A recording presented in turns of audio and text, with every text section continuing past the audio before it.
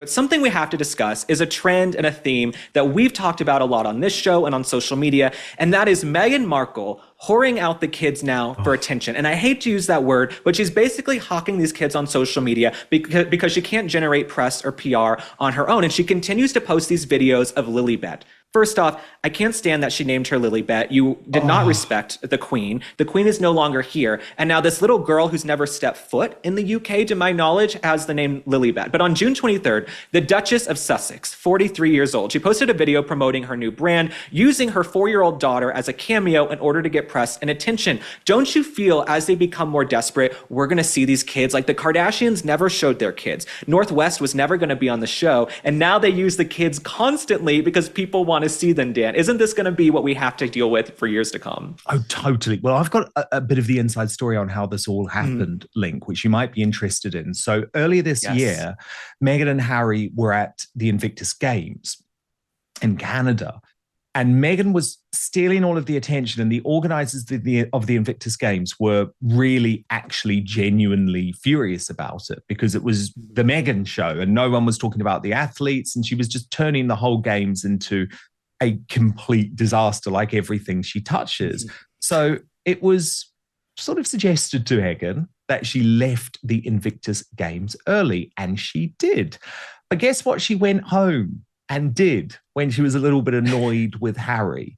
She put up the first ever Instagram video revealing Archie and Lilibet, okay, not their faces, but the back of their heads to the world. And at that point, Harry wasn't keen on this because obviously he's made his whole sort of weird passion project about how evil social media is. But Meghan, it was the beginning of what was clearly going to be the pimping out of these children for money, the commercialization of these children. So it's this weird compromise, and it's a Harry insisted compromise where they don't show their entire faces. But it's like, why? This is weird. This is pathetic. It just makes you look odd.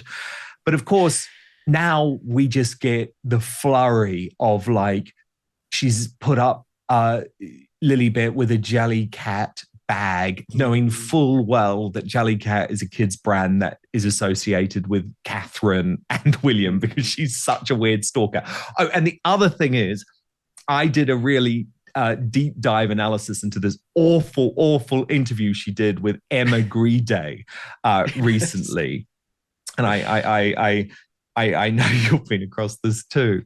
But she basically said to Emma Grede, oh, I wasn't really comfortable when other people were making money from affiliate sales on things my children were wearing. It's like, where do you get off? You literally are selling clothes that Princess Charlotte wore so that you get affiliate sales off the back of it. But I thought that answer was so telling because it's like, sorry, what royal or even an A-list celebrity, like, would you ever hear Madonna or Brad Pitt or George Clooney or Tom Cruise talk about affiliate sales based on their children's clothing? It's like, you are desperate, you are cheap, you are tacky, you just need the money. And unfortunately, it's going to be the kids. Interestingly, she seems far more fond of Lilibet than Archie. She's a bit of a feminine, she's all very much like, oh yeah, I don't want Archie growing up hating women. That's when we hear about Archie. Right. But with Lilibet, it's like, oh yeah, one day I'd like to form a business with her. Like, she's very obsessed with the whole Tina Knowles, Beyonce unhealthy mother-daughter competitive relationship. And you're just like, oh yeah, that's coming. But so yeah, the children are being pimped out. There's no other way of putting it. We'll end up seeing their faces, I am sure, because at some point brands are going to be like, this is weird. And also, you are public figures. Like, unless you want to lock these children up like Rapunzel in your Montecito mansion, eventually you're going to have to take them out. Like, are they ever going to attend the Invictus Games? Are they ever going to enter the United Kingdom? If so, they will be seen. But again, this was her bizarre sort of way of like slowly edging Harry into something that she has always wanted to do. Because when you look at the big picture, Link, right? Meghan Markle is a social media influencer. That's all she has ever been. And actually, it's all she's ever wanted to be. Like, she was never that keen on the acting thing, but she loved the TIG, which was very much her mid-naughty sort of Pinterest style influencer site, where she got lots of free clothes and she got to turn up to New York Fashion Week and like appear on local TV. And that was what she liked, you know, freebies. And what's so fascinating to me is she hasn't kept up with the new trends in social media. Like, she said to Emma Greta, oh yeah, it's all about authenticity. You know, you've just got to tell the truth. And I'm like, you are literally the least authentic celebrity in the world. Like, everything you say is scripted. Everything you say goes through your massive phalanx of staff. And then she pointed to the twerking video, you know, the hospital twerking horror, as if that was a great example of authenticity. And it's like, actually, all anyone looked at when they saw that video was firstly like, your bump looks so weird and so fake. And secondly, like, this is just cringe and awful. This is not actually a moment that we want to be with you for. No, I am still violently ill from watching the twerking pregnancy video, and I was never a conspiracy theorist. I'm really the least conspiratorial person. I'm really quite boring. So I never believed all the, oh, it was a fake baby bump or is this and that. I never paid too much mind to it. But when I saw this video and had so many women writing me and nurses and doctors saying the last thing you want to do when you're about to pop a baby out is twerk and drop it low like Sierra doing a 1-2 step. But speaking of doing a 1-2 step, you brought up Tina Knowles, Beyonce's mom, who Meghan Markle is really trying to buddy up to right now. She's trying to get close to Tina Knowles. I will say she couldn't get Beyonce on her podcast, but she got her mom. It's so like you can't, like, you know, at least get Kris Jenner. But I will say, if Lilibet shows any signs of having rhythm, she's gonna be pimping her out to do an album and a tour. Mark my words, Dan. Totally. I mean, they're just like the Beckhams. I mean, you know, there's this big feud going on between the Beckhams and the Markles at the moment, and like the Markles have sided with Brooklyn Beckham and Nicola Peltz in this family feud.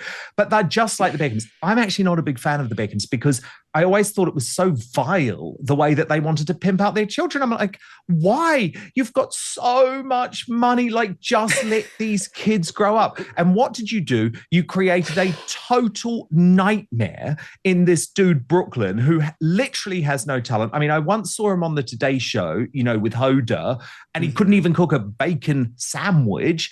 And like, this is not a talented guy. He shouldn't be in the public eye, but you have created a monster. And I absolutely see Meghan doing the same thing with Lily, as you say, but this is where there's this real battle with Harry.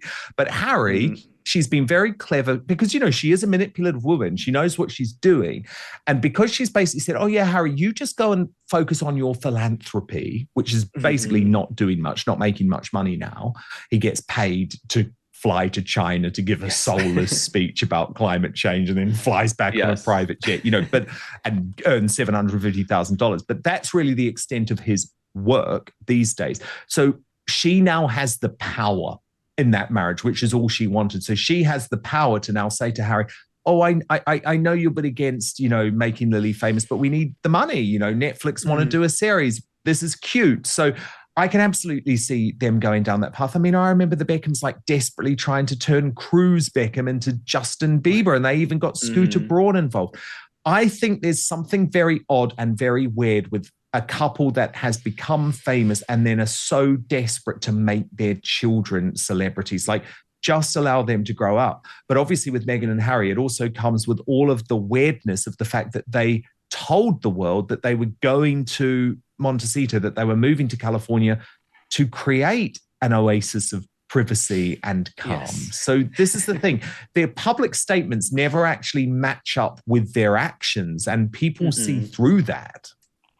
No, absolutely. It's like here, I always say every accusation is an admission of your own guilt or what you're doing, right? When they're accusing someone else of doing something or whoring their kids out or being hungry for fame, we want privacy. Believe me, there's nothing Meghan Markle wants more than fame and attention. And something else she brought up in that Aspire interview with Emma Greedy, whatever the hell her name is, she spoke about doing a lemonade stand with her daughter and teaching her about entrepreneurship and how to run a business. I just feel like she's dropping hints and kernels that she's going to be using this daughter for business. I think she's going to do a mommy-daughter clothing line or something. I don't know why she didn't do a clothing line years ago when she actually had a little more clout. Now Meghan's kind of washed up. You know, she's trying to be a Kardashian, Real Housewife sort of reality star.